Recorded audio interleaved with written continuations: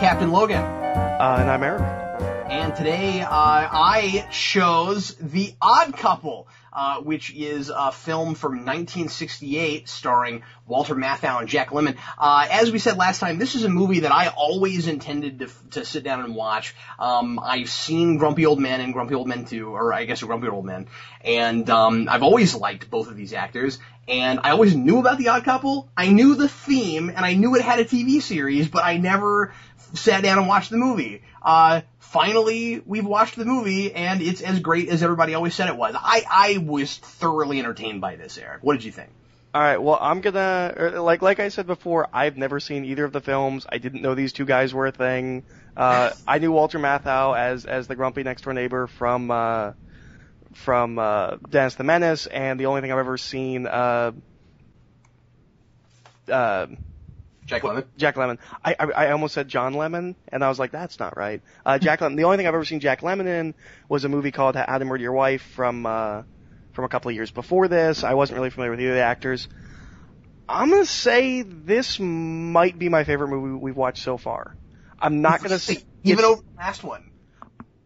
Well, the last one I'm gonna need to see a couple more times to really figure out my feelings on that film. I mean, I really liked it, but I'm not going to say this is as good of a movie as Chinatown or even Monster Hunter, Troll Hunter. Troll Hunter. But I think I just enjoyed this movie more than I've enjoyed any of the movies we watched in this series so far. It's just really funny, and it holds up. It absolutely holds up. Which is what's most impressive about it. It was based on a play by Neil Simon, who also wrote the screenplay. Oh, okay. So he wrote the play and the screenplay. And as you watch it, it's kind of like 12 Angry Men. It's kind of evident that it was a play, because it's like stage pacing. Now that you say that, that makes perfect sense. And, so like, you know, there are a lot of scenes that go on a good long time, and and it's of course entirely dialogue driven. But the pacing doesn't suffer because it's that kind of a thing, and it's jokes coming at you wall to wall every few seconds, but especially with Walter Matthau's character, who a lot of the comedy comes from him, it's so like dry. It's like so dry-witted that, like, he doesn't even always, like, seem like he even knows he's making a joke necessarily. Which, a lot of people will talk about that's the best way to do comedies, is to play it straight.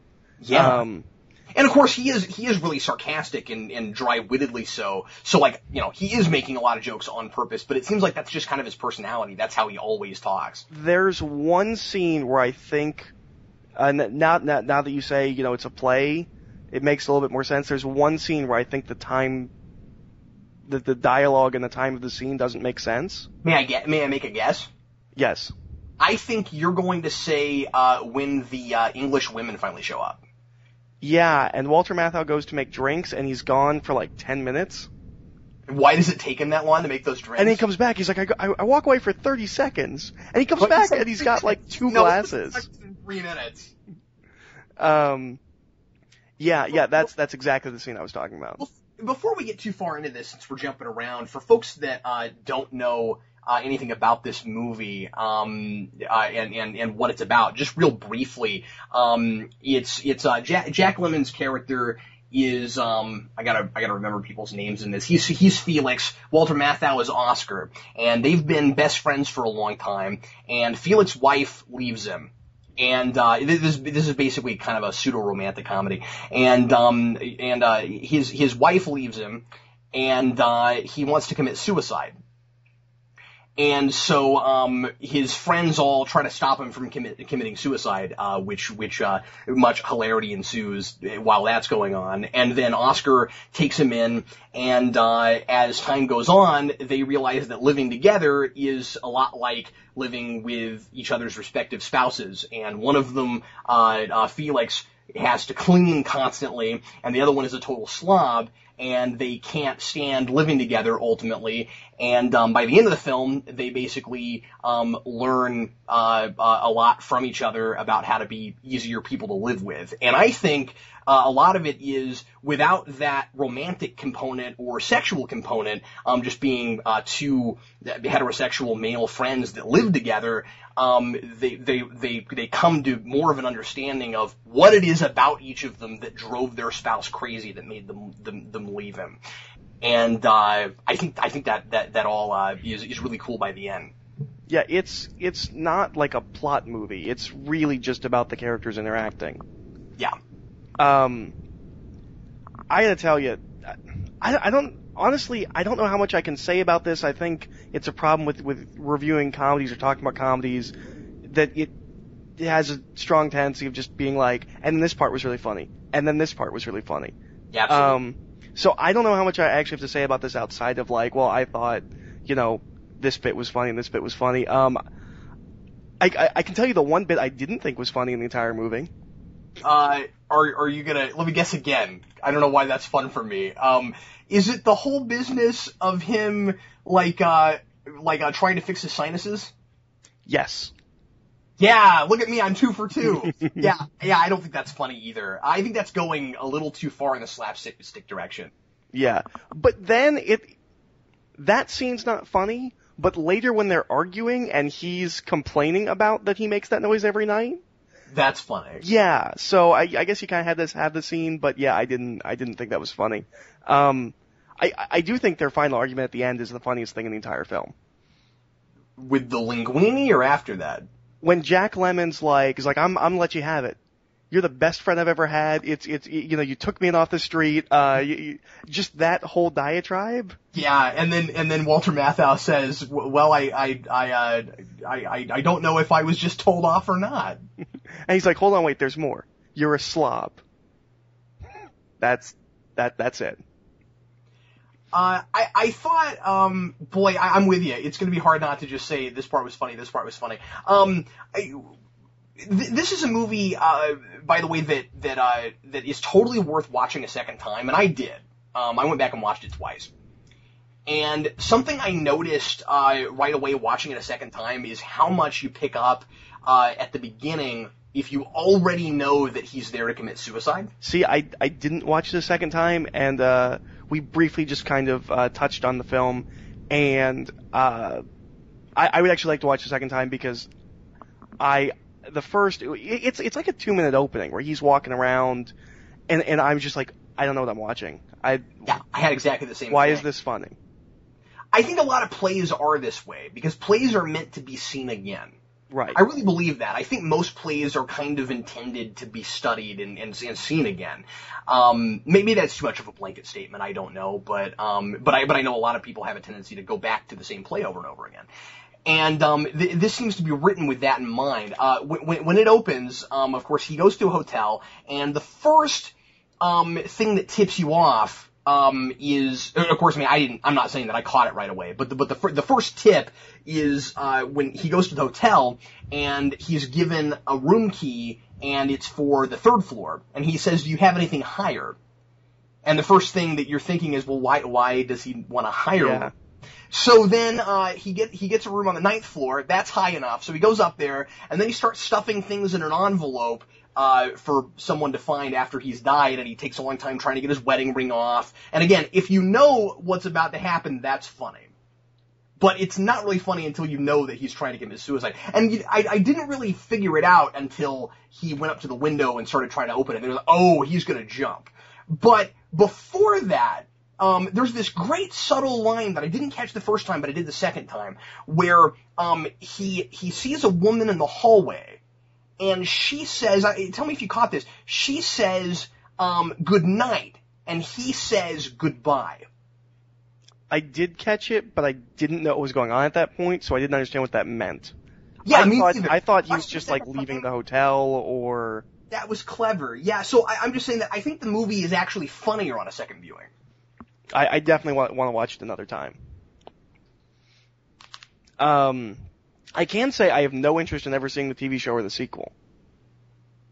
I almost want to watch the sequel just out of morbid curiosity for exactly the same reason I want to watch the sequel to Chinatown. Well, just to see those actors playing those characters that much older. But the sequel to Chinatown it's a different. Well, one, it's a serious movie, so a sequel is more conventional to me, I guess. But the comedies have a bad track record with sequels, and waiting that long after it, I can't imagine it's any good. Yeah, fair enough. Like I said, I'm still kind of morbidly curious. This is also a premise that doesn't make a whole lot of sense to keep going. I can only imagine that in the TV show they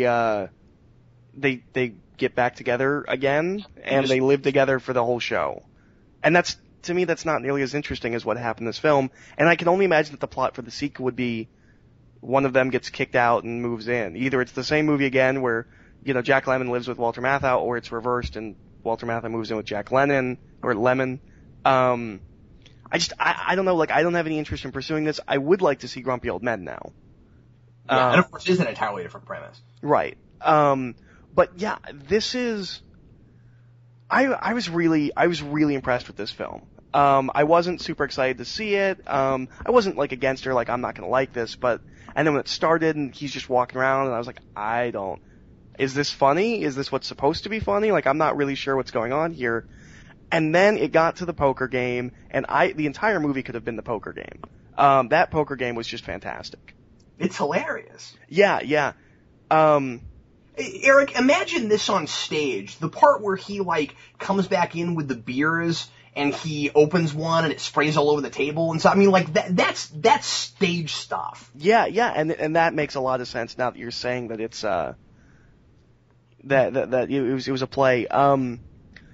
You know what was kind of weird and kind of threw me off when the two sisters come in. Yeah. Based on the appearance of the two men, don't you feel like in anything else their roles would have been flipped? That Jack Lemmon would be the slick guy who's good at talking to ladies, and Walter Matthau would be the guy that didn't know how to talk to them? Yeah, that's a great point.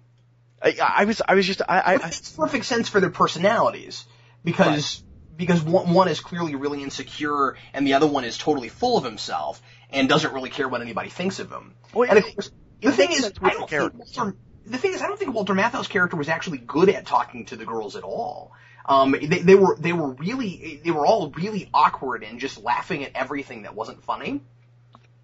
But I got the impression that they were just those kind of bimbo-y type of girls.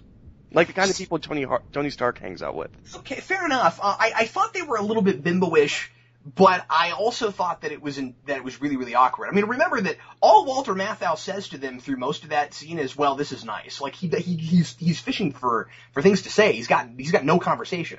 Yeah, that's true, but he did get him there, and I don't know, I just thought it was interesting because physically I would think that Jack Lemmon would be the guy that you cast to be good with women, talking to women, all of that. Oh yeah, absolutely. No, you're right. You look at him build body type in the face. He could be the guy from Singing in the Rain. Right. There's something. I'm glad you brought up the English Girls again because watching it again a second time. The first time I thought that scene just drug on forever and I could not figure out why that was supposed to be funny except for maybe kind of awkward humor. And there is a possible, and I might be reading into this, although I really don't think I am. I think this is intended. There is what I think to be a possible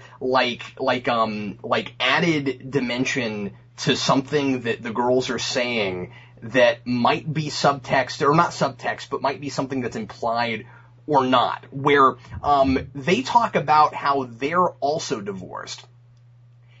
And well, one of them's divorced, one of them's a widow, but she was getting divorced.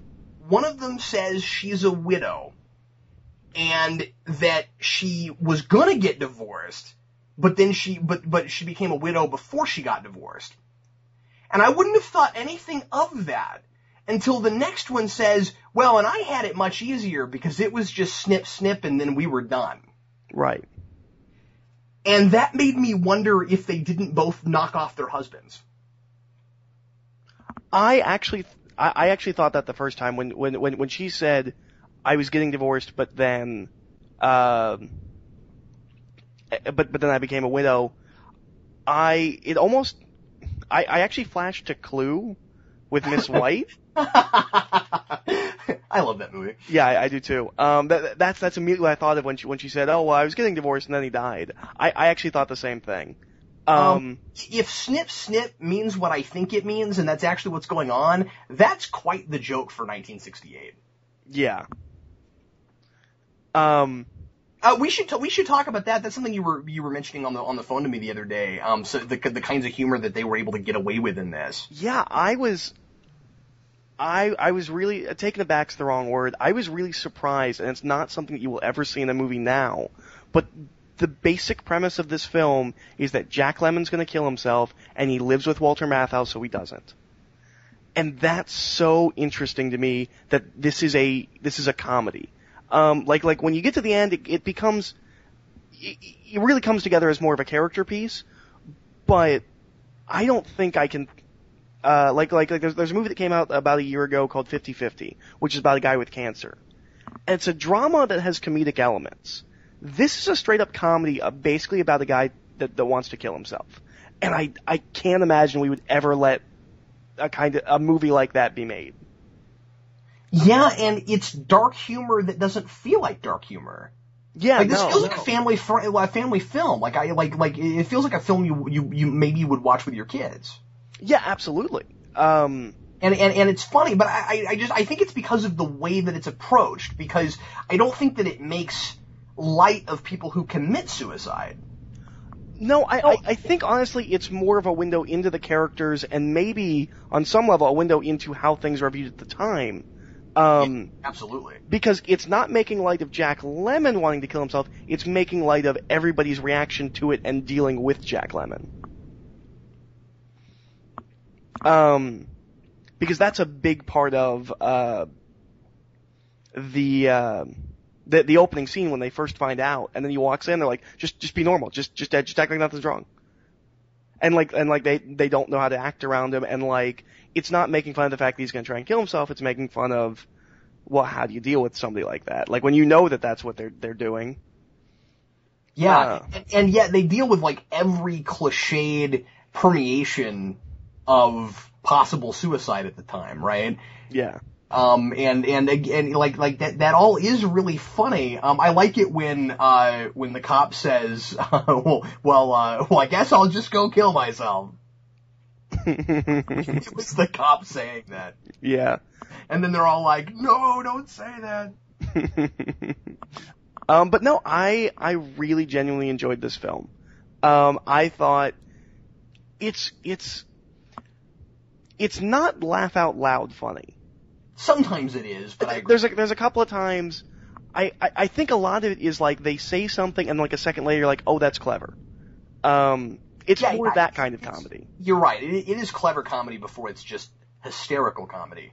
And I do think it's interesting because most of the comedies I am aware of from around this time period are much more slapsticky.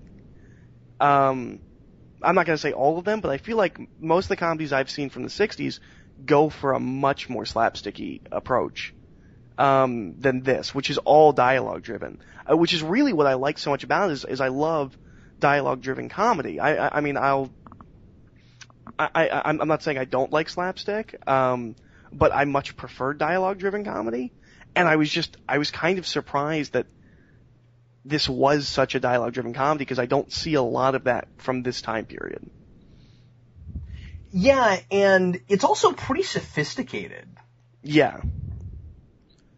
I honestly, I feel like this movie could have been made yesterday with the script. Not with the way the movie looks or anything like that, but I think you could take this script, maybe throw in cell phones, and you could have made this today, and it would have been the same movie. Yeah, the only reason I would hesitate to say that is I don't think in modern day you would see this script without at least someone questioning if these two men are gay. I thought that was the joke of the movie. Oh, really? Yeah, I thought it works on both levels. I think it's like if it's a conservative, because it's 1968, more of a conservative America. If it's mostly a conservative audience looking at this, that might not even enter into their brains, or they might appreciate that it doesn't go there. But then there's maybe more of a subtle subtext of wondering about it also. I don't know. I wasn't convinced that it was considered. I thought it's hard to know with the time period, because I don't know what the national mindset was. But I had that thought. Not that they were gay, but I was like, oh, they're playing out, the opposite roles in a relationship, and it's a relationship story, and that kind of lends itself to, and then I was wondering, I was like, is it possible that the person that wrote this wanted to write a gay romance or a gay, comedy type of thing, and wasn't sure if he'd be able to get away with it, so he made them straight but still did it? Maybe so. I don't know anything about the writer. I have nothing. But while I was watching, I was like, I wonder if this was his way of doing this kind of story, in a world that was largely, anti-gay. Yeah, I don't know. I mean, it'd be an interesting thing to kind of look into. It's kind of fun that it works on both levels. Yeah. And that's the place where I'm not sure if you could exactly translate the script now, because I think people would question if this was made tomorrow, why nobody ever in the script, or in the movie questions, wait a minute, they're living together, are they gay? Well, and I think maybe at the same time, kind of going the opposite way of what I just said. Yeah. At this point, in time, there's been a lot of comedy duos. Like a Abbott and Costello and what's the other one? There's another one. I can't think of it off the top of my head. But there have been Party or yeah, that's what I'm thinking of. But there's been a bunch. And I wonder if maybe it was just like, well, we'll do a comedy duo, but we'll make them live in the same place, and like that's what the comedy's going to come from. Yeah, maybe it wasn't even considered at all. Well, and I will say that in 1968, you could not have put this out and had overt gay themes. There's no, not at all. Obviously. Yeah. Let me ask you a weird hypothetical question. Okay. Could this movie, obviously you would have to tweak a lot of things in the script, but could you do the same basic character arcs between these two protagonists and make them women?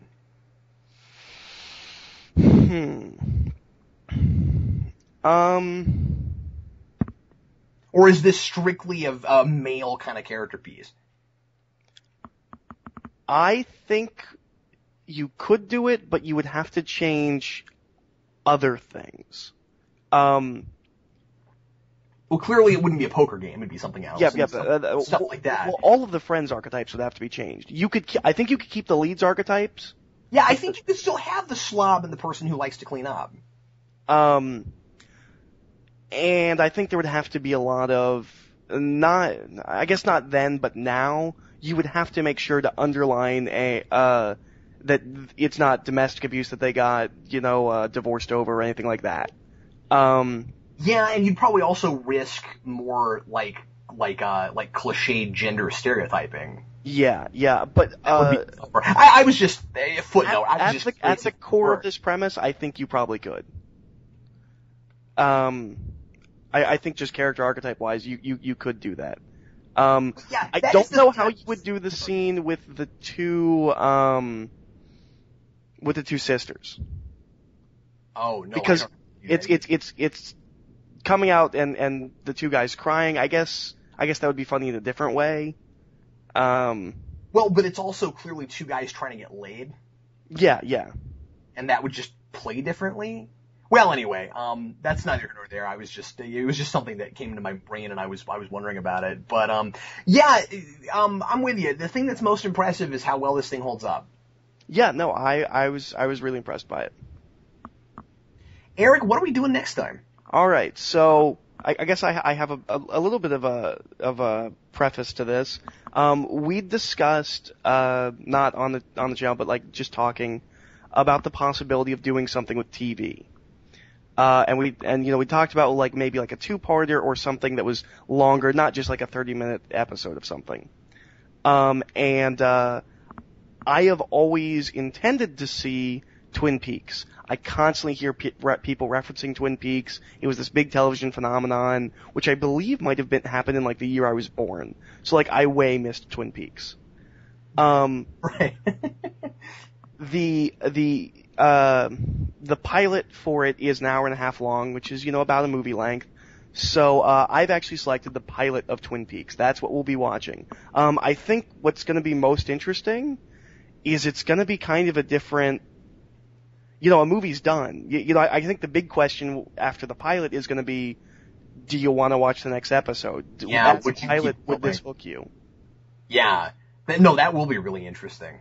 And I don't know moving forward if we'll do a lot of this. No, I wouldn't think so. It just so happened to be that I saw that Twin Peaks was on there, and I saw that the pilot was an hour and a half long, and I was like, this would be an interesting thing to talk about, especially since it's such a well-regarded and talked about television series. Yeah, no, that's a great idea, and it'll be a great change of pace for us. Yeah, it'll be something very different. So, although I feel like each film has been significantly different from the last. I don't feel like we've ever really doubled up on any kind of film. I think we really haven't. I guess I was slightly worried about it with Odd Couple only because it was still a much older film. But it was completely different. I mean, Chinatown was a very weighty film that was really really dark. Odd Couple was a light and fun comedy. Yeah, and I mean, so much fun that I watched it again. And that's the only one I've done. That's the only one I've done that with. Yeah. Well, of all of them, I think the two I'll probably go back to most often is Chinatown and then this, because Chinatown I want to watch more to get a greater understanding of it and to appreciate it better. And this one, I honestly think I'll watch this a number of times more just because I really enjoyed it. Yeah, and like I said, watching it again, it is rewatchable. I'm sorry to go backwards. There's one thing I forgot to mention about Odd Couple that I should throw out. Okay. Which is, John Fiedler, who was the voice of Piglet. Is he the guy with the glasses? Yes. Okay. Yeah. You told me that Piglet was in it, and then I was like, there was the guy with the glasses. I recognized his voice somewhat. So he was a relatively big name at the time. When you go back and watch it, notice that he is third billing. Oh, is he? Yeah.